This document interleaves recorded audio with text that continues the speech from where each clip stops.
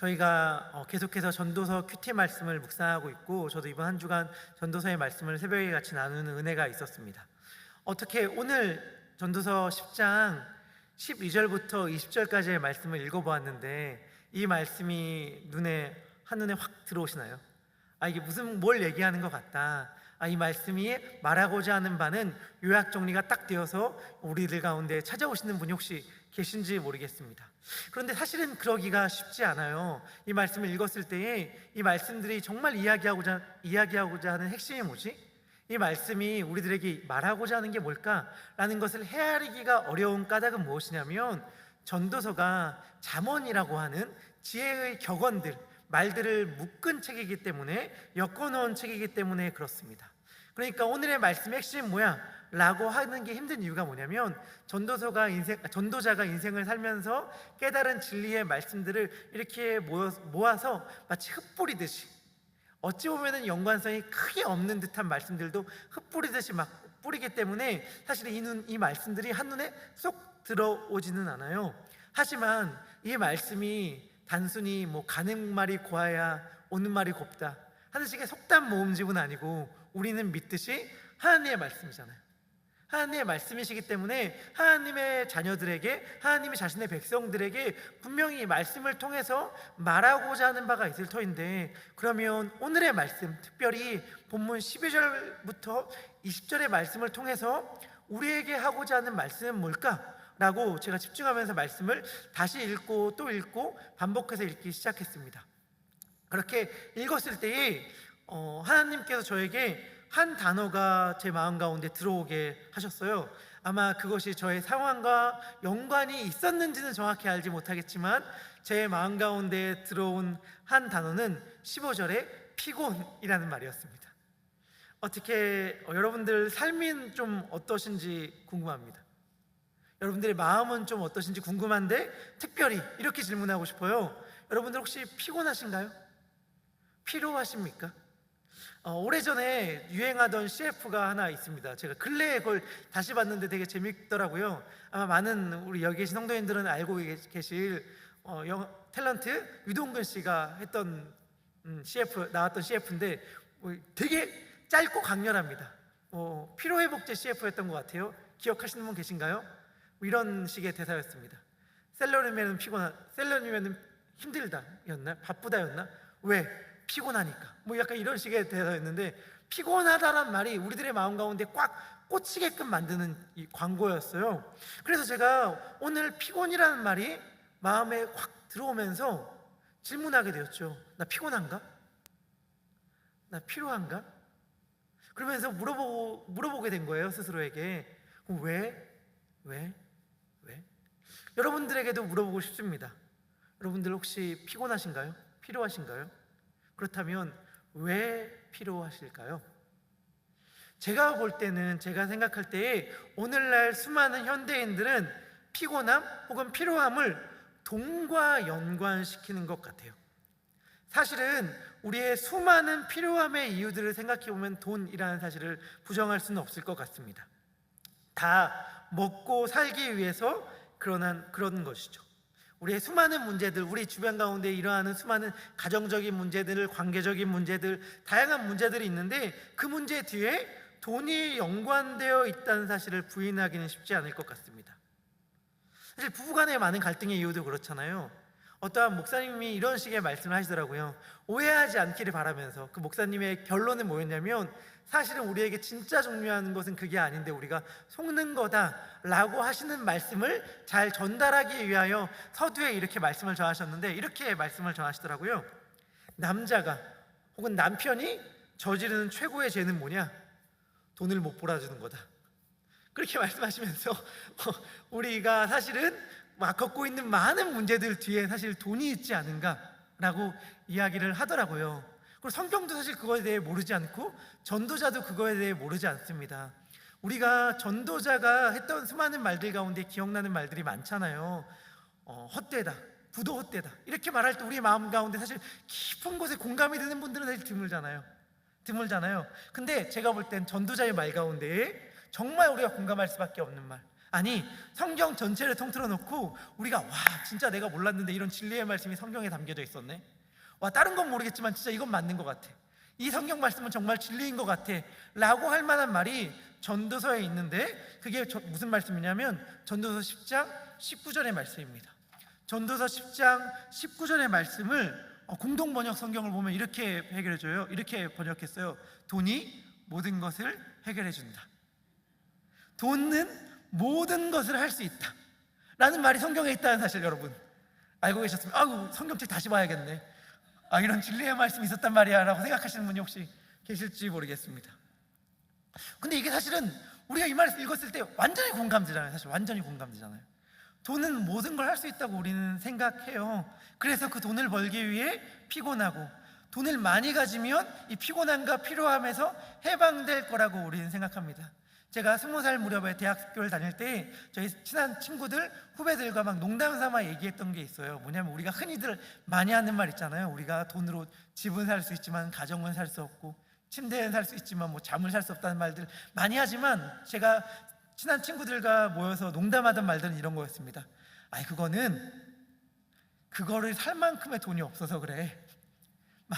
행복을 돈으로 살 수 없다고 이야기하지만 그걸 살 만큼의 돈이 없어서 그런 것이, 그 이상의 돈이 있으면 다 살 수 있어. 이렇게 농담 삼아 많이 이야기했던 저의 시절들이 떠오르더라고요.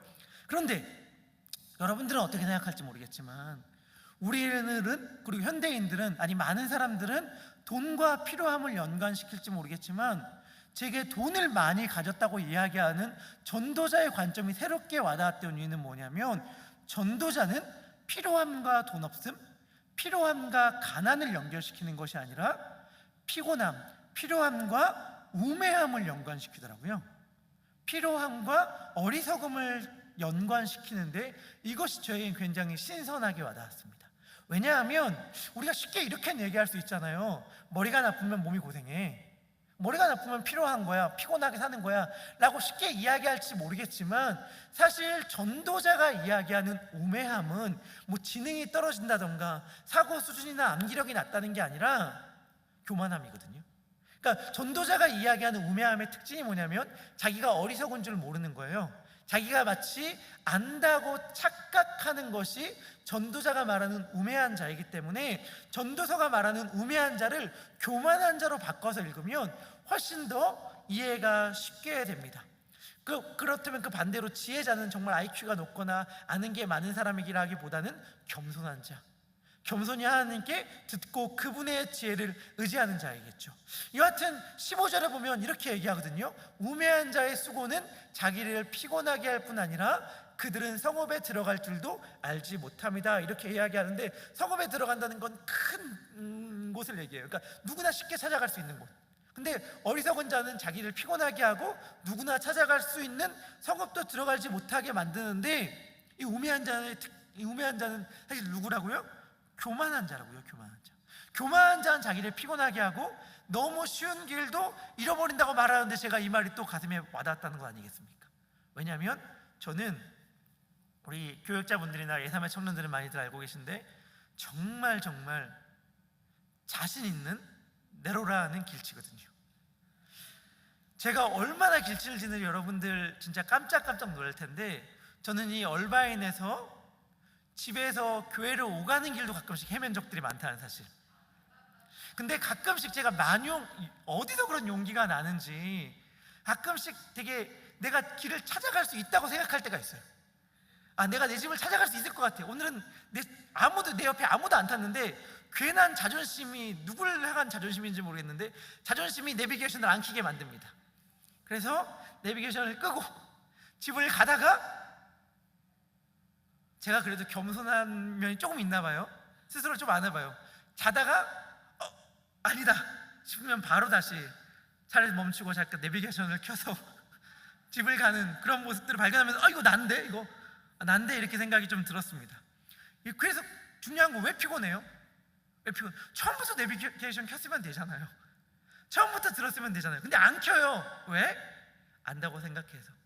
다시 말하면 교만하다고 생각해서. 교만하기 때문에 자기가 인생도 피곤해지고 쉬운 길도 잃어버리게 만드죠. 자기가 지혜롭다고 생각하는 사람은 피곤합니다. 왜냐하면 자기의 지혜로, 자기의 경험으로 자신의 삶을 책임지려고 생각해서 그렇죠. 자기가 안다고 생각하는 그 판단하에 자기의 삶과 자기의 인생을 다 자기가 책임지려고 하니까 삶이 너무 버겁고 힘겹고 필요한 거예요. 우리가 읽어본 12절부터 천천히 제가 살펴보면 이렇습니다. 지혜자의 입은 은혜롭지만, 은혜롭다는 건 다른 사람을 살리고 생명을 주고 회복을 시킨다는 건데, 그렇게 하지만 우매한 자의 입술은 자기를 삼키고 그 시작은 어리석음이고 그 결말은 악하고 미친 것, 다른 사람들을 무너뜨리고 자신의 삶도 망가뜨리는 거라고 얘기를 합니다. 그리고 우매한 자는 말을 많이 하는데 그것이 잘못된 이유는 장래의 일을 우리가 알 수 없기 때문이다, 이렇게 얘기를 해요. 그런데 우리가 이것도 쉽게 알 수 있죠. 왜 말을 많이 하죠? 왜 우매한 자가 말을 많이 합니까? 안다고 생각하니까. 보통은 자기가 모르는 영역에서는 입을 닫고 아는 영역에서는 입을 많이 여는데, 자기가 많이 안다고 생각하는 사람들은 입을 열어서 막 말을 하기 시작하고 그 결과 다른 사람들을 무너뜨리고 결국 자기 잠시까지 삼키게 만들고 말죠. 이것이 우매한 자, 교만한 자의 모습이고, 이러한 사람들의 삶은 피곤합니다. 그러면서 전도자는 한 나라에 대해 이야기를 합니다. 16절과 17절인데요 한 나라에 대해 얘기하지만 사실은 한 사람을 상징하고 있다고 저는 생각해요. 16절은 우매자를 상징하고 있고 17절은 지혜자를 상징하고 있는데, 우리 16절 우매자를 상징하는 말씀 우리 함께 같이 읽도록 하겠습니다. 시작. 왕들은 어리고 대신들은 아침부터 잔치하는 나라여, 내게 화가 있도다. 자, 보세요. 왕이 어리다고 얘기하잖아요. 근데 어리다는 건 물론 어리석다라는 말도 있겠지만 실제로 나이가 어리다는 말의 의미일 텐데, 왜 어린데 왕이 됐을까요? 그러면 어린데 왕이 된 이유는 왕의 아들이었기 때문에 왕이 된 거죠. 그러니까 어떤 왕의 성품, 왕의 능력, 자격을 갖춰서가 아니라 자연스럽게 왕의 아들이었기 때문에 왕이 된 그 나라. 그리고 대신들은 아침부터 잔치 파티를 열고 취하고 먹고 마시고 노느라 바쁜 그 나라는 화가 있다라고 이야기합니다. 반대로 17절의 말씀은 지혜자를 상징한다고 얘기할 수 있을 것인데, 우리 17절의 말씀을 함께 읽도록 하겠습니다. 시작.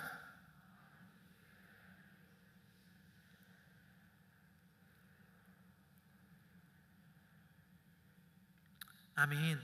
왕은 17절에 나오는 왕은 귀족의 아들입니다. 여기서 귀족들의 아들이란 말이 정말 귀족이라는 사람들, 신분을 가진 사람의 아들이란 말로 해석되기도 하고, 아니면 귀족의 성품들로 해석되기도 하는데 둘 다 의미가 통한다고 생각해요. 무슨 말이냐면 여기서 왕은 왕의 아들이 아니에요. 귀족의 아들이에요. 귀족의 아들인데 어떻게 왕이 되었을까요? 왕이 될 자격을 갖췄기 때문에 왕이 된 것이죠. 단순히 어떤 자기 아빠가 왕이어서가 아니라. 그러니까 마치 이런 거예요.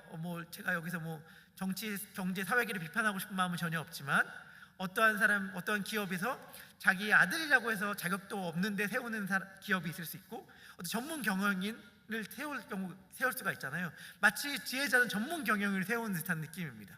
그리고 대신들은 취하지 않고 기력을 보존하려고 정할 때에 먹죠. 다시 말하면 절제하고 잘 나라를 다스린다, 이렇게 얘기하는데, 이 나라는 복이 있다라고 전도자가 이야기합니다. 맞죠? 여러분들 두 나라 가운데 어느 나라의 백성으로 살아가고 싶으십니까? 내가 귀족이라면 전자의 나라에 살고 싶어, 이렇게 얘기할지 모르겠지만 사실 어느 나라가 부강할지는 딱 보이잖아요. 그러면 그 전 나라는 왜 그럴까요? 그 궁금함을 가지는 게 중요한데, 왜냐하면 내 나라가 망하기 위해서, 잘 들으셔요, 내 나라가 망하기 위해서 먹고 마시는 신하들은 없잖아요. 그러니까 먹고 마시고 노는 이유가 우리나라 빨리 망했으면 좋겠어요, 그런 신하들은 없잖아요. 제가 다시금 얘기합니다. 여러분들 내 인생이 망하기 위해 살아가는 사람들 있습니까? 내 인생이 망하기 위해서, 난 실패했으면 좋겠어, 난 정말 처절하게 인생의 밑바닥으로 떨어졌으면 좋겠어, 그러기 위해 난 살아가, 그게 내 삶의 목적이야 라고 하면서 살아가시는 분들은 아마 없을 거예요. 그럼 왜 이렇게 살죠? 왜 이렇게 살아도 된다고 생각하니까, 이렇게 살아도 충분히 문제 없다고 생각하니까, 다 안다고 생각하니까, 괜찮다고 생각하니까. 그러면서 그런 마음을 가지고 18절을 읽는데 18절의 말씀이 좀 더 잘 이해하게 되었습니다. 18절은 게으름에 대한 경고거든요. 우리 18절의 말씀도 함께 읽도록 하겠습니다. 시작. 아멘. 이 석가래라는 것을 아마 많이들 아시겠지만 그래도 제가 잘 설명을 할 수 있을지 모르겠지만 설명하면 지붕을 받치는 여러 나무들이에요. 지붕이 이렇게 되어 있으면 그 지붕을 나무들 여러 개로 이렇게 대를 만들고 기초를 만들고 그 위에 판자나 집 같은 걸 얹어서 지붕으로 삼는데 그 나무로 만든 지붕들에 쓰는 이렇게 대, 버팀목들이 석가래인데요. 게으르면 그 석가래가 내려앉는다. 집이 무너진다는 얘기죠. 그리고 손을 놓은즉 집에 관심을 덜 가지고 게으른다는 말인데 게으르게 하면은 집에 물이 샌다라는 말의 의미입니다. 게으름에 대한 경고 같아요. 근데 제가 게으름에 대한 경고의 말씀을 읽을 때마다 생각하는 게 있어요. 왜 게으를까? 똑같이 아까 제가 왜 먹고 마실까 생각하는 것처럼 왜 게으를까? 왜 게으를까? 여러분들, 내 아내가, 내 남편이, 내 가족이, 우리들의 자녀가 특별히 게으름을 피우는 것처럼 보일 때에, 빈둥빈둥 가만히 있는 것처럼 보일 때에, 아니면 서둘러 시간이 찾는데도 너무 게으름을 피는 것처럼 보일 때에 우리가 좀 부지런히 살아, 좀 움직여야 되는 거 아니야? 이렇게 얘기하면 우리들의 자녀들이 혹은 남편과 아내들이 뭐라고 이야기하는 걸 경험하십니까? 저는 그 아들로서 이렇게 대답했던 기억들이 나는데 이렇게 많이 말하죠. 다 알아, 나도 알아. 그만 말해. 제가 진짜 이 말을 제가 부모님께 많이 했던 것 같은데 제 아내에게도 한다는 사실을 깨달았습니다. 아내가 늘 하는 말, 남들은 남편이 아내를 기다릴 때가 많은데 준비할 게 적어서 왜 우리 집은 내가 우리 여보를 기다리는지 모르겠어, 이런 말들 많이 하거든요. 아내가 막 나갈 시간이 약속 시간이 되었어요. 그래서 이 시간쯤엔 나가야 돼요. 근데 제가 막 준비하고 있지 않는 모습을 보면 얘기하거든요. 빨리 준비해야 돼, 시간 다 돼가. 그럼 제가 그때 뭐라고 얘기하는지 여러분들 아시겠습니까? 저는 굉장히 자신감 있는 목소리로, 자신감 있는 눈빛으로 이렇게 다 얘기합니다. 알아, 시간 계산 다 해놨어. 머릿속으로 씻는 시간, 나가는 시간 다 해놨어. 시간 계산 해놨으니까 걱정하지 마. 이렇게 말하고 늘 늦어요. 근데 중요한 건 이때 게으름을 피는 게 뭐랑 연관되어 있는 거예요? 안다. 나도 안다. 나도 다 파악해놨다. 다 계산해놨다. 이거거든요. 그러니까 사실은 게으름이나 흥청망청 노는 것도 사실 다 교만과 연관되어 있구나라는 사실을 생각하게 되는 거죠. 그래서 우매한 자고, 그래서 사실은 게으름을 피는데도 피곤하고 흥청망청 노는데도 필요한 거예요. 그 다음에 말씀하시는 19절의 말씀은 약간 좀 생뚱맞은 말씀이 왜 껴있지? 라고 이해할 수 있을 것 같습니다. 19절의 말씀 우리 함께 같이 읽도록 하겠습니다. 시작. 는 희락을 위하여 베푸는 것이요 포도주는 생명을 기쁘게 하시는 것이나 돈은 범사에 이용되느니라. 아멘. 근데 이 말씀이 왜 여기 들어가 있지라고 생각할 수 있는데 많은 학자들이 이 말들은 전도자의 말이 아니라 전도자가 이야기하고 있을 때 전도자 이야기 가운데 한 등장인물의 말로 봐요.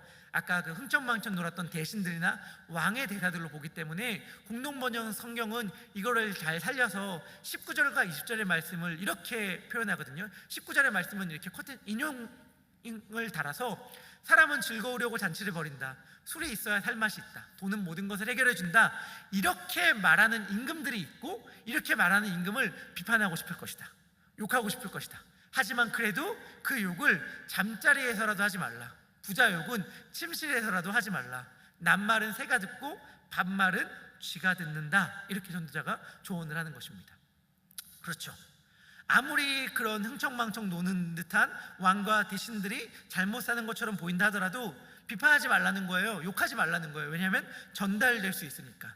하지만 좀 더 깊이 들어가면 그거를 비판하는 태도 역시 우매한 자의 태도, 교만한 자의 태도일 수 있으니 경계하라, 이렇게 말한다고 저는 이해가 되었습니다.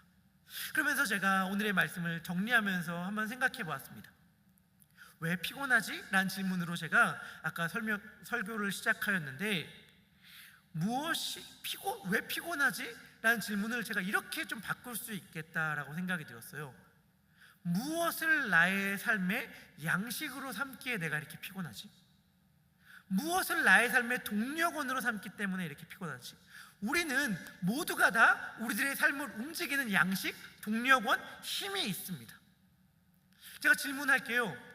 혹시 지금 삶이 피곤하다, 필요하다라고 느껴지는 성도님들께 질문하고 싶은 것은 무엇이 여러분들을 움직이는 것 같습니까? 무엇이 여러분들에게 양식이 되어주고 무엇이 여러분들에게 동력원이 되어줍니까? 우리는 굉장히 많은 것을 우리의 양식으로 삼고 우리의 동력원으로 삼습니다. 우리들의 삶의 원동력으로 삼아요. 누군가는 그것이 불안일 수 있고, 누군가는 그것이 두려움일 수도 있습니다. 누군가는 그것이 성취욕일 수도 있고, 누군가는 그것이 이기심일 수도 있어요. 우리는 그 수많은 것들을 굉장히 강한 우리들의 양식, 동력원으로 삼아서 움직이고, 그 모든 것들을, 제가 앞에 언급한 모든 것들을 하나로 상징하는 것이 있다면 돈이라고도 할 수 있을 것 같습니다. 돈이 혹시 우리들의 동력원인가요? 만약에 돈이 우리의 동력원, 우리의 양식이라면 그것은 굉장히 강력한 동력원일 수는 있지만 우리를 피곤하게 할 것이고 결국엔 우리를 집어삼키고 말 것입니다. 그거는 부인할 수가 없는 사실이에요.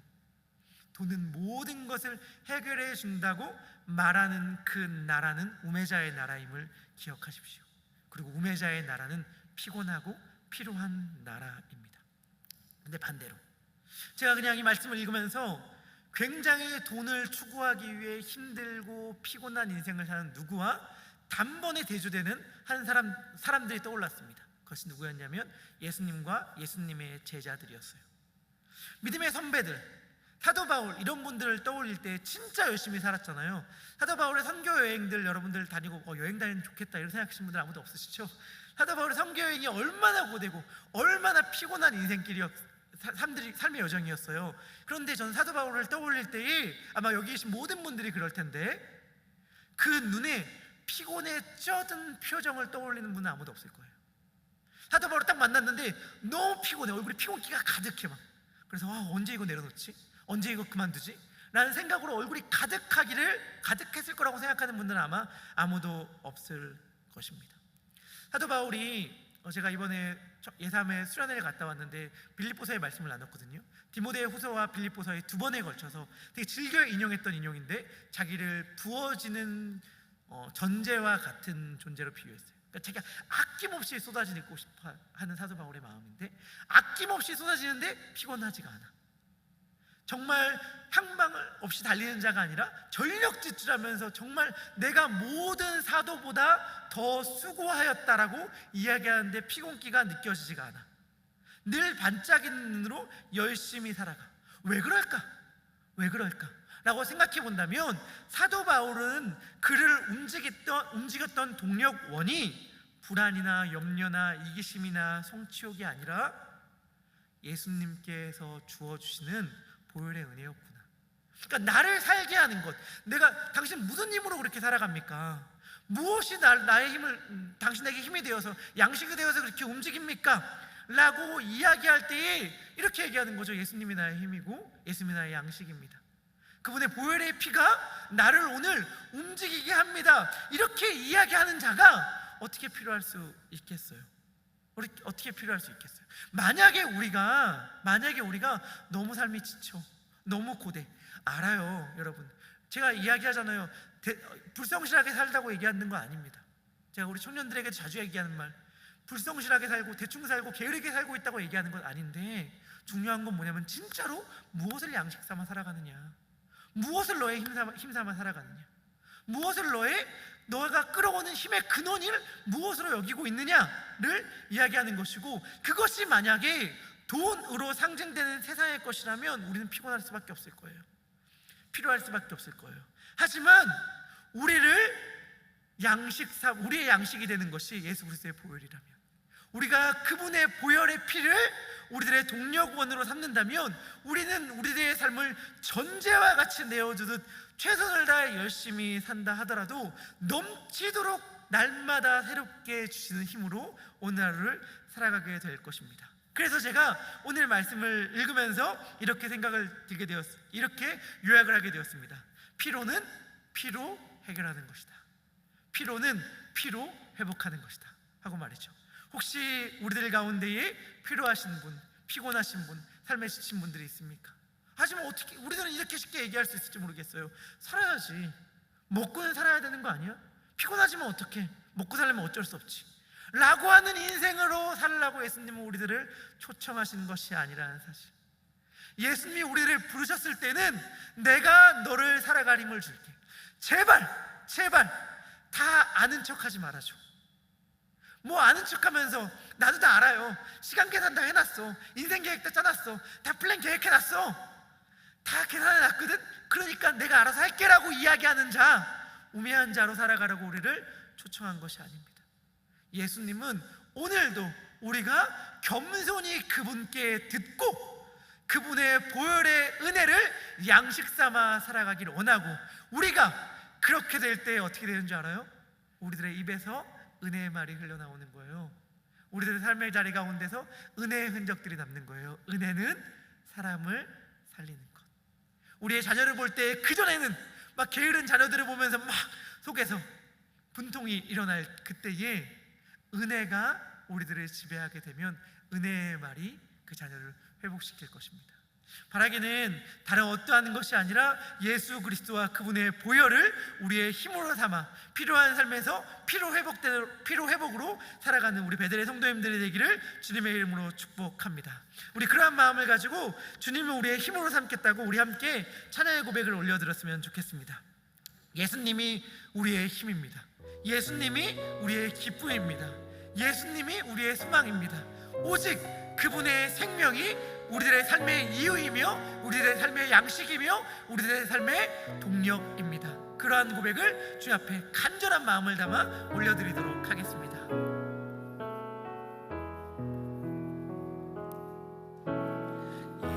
예수는 내 힘이요 나의 기쁨 내 장소만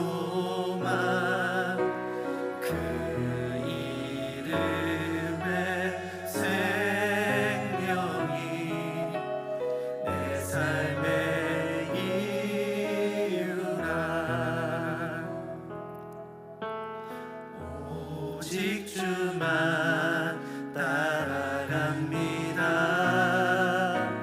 오직 주만 높이 받으소서. 내 평생에 그 이름을 그의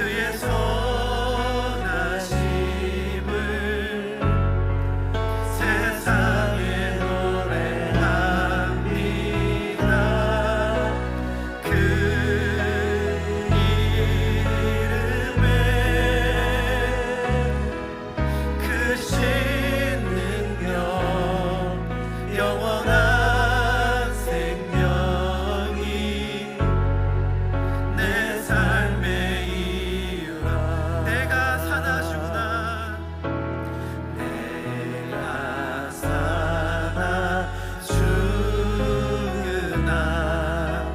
그 이름을 위하여 내 모든 것 드리니 나를 받으소서. 아멘. 오직 주만 따라갑니다. 오직 주만 높이 받으소서. 내 평생에 그 이름을 그의 선하심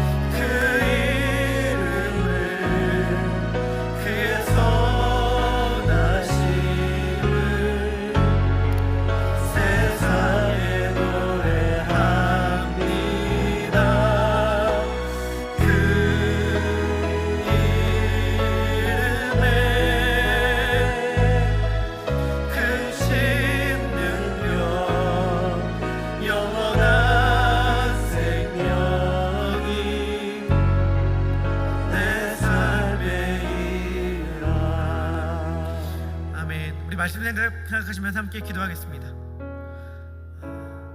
피곤한 인생 사시느라 얼마나 고되고 지치십니까? 내 인생 어떻게든 잘 살아보려고 아둥바둥 사시는데 그래서 좀 사실만해지셨습니까? 그래서 인생의 피곤기와 피로가 좀 덜해지셨나요? 너무 개운하고 가뿐해지셨나요? 내 인생 내가 어떻게든 살아내려고 해보니 잘 되시던가요? 피곤함과 피로감에 허덕이는 우리들에게 주님이 말씀하십니다. 수고하고 무거운 짐진 자들아 다 내게로 오라. 자신의 인생을 자신 스스로 감당하느라 피곤하고 지친 인생들아 다 내게로 오라. 내가 너희를 쉬게 하리라. 내가 너희를 쉬게 하리라. 오늘 이 시간 우리 주님께 나아갑시다. 그래서 주님 앞에 나의 모든 인생의 짐들을 쏟아냅시다. 주님, 지쳤습니다. 내 인생 내가 어떻게 해보려고 했는데 잘 안 되더라고요. 그런데 이 시간 이제부터 주님을 의지하고 주님께 듣고 겸손히 주님의 말씀만 따르는 참 지혜자의 삶을 살아가겠습니다. 주님, 내 인생 책임져 주시고 그럴 때만 누릴 수 있는 예수의 보혈의 피로 회복되는 인생 되게 하여 주시옵소서. 이러한 기도의 제목을 가지고 간절히 주의 이름 한번 부르짖고 기도하도록 하겠습니다. 기도합니다. 주여,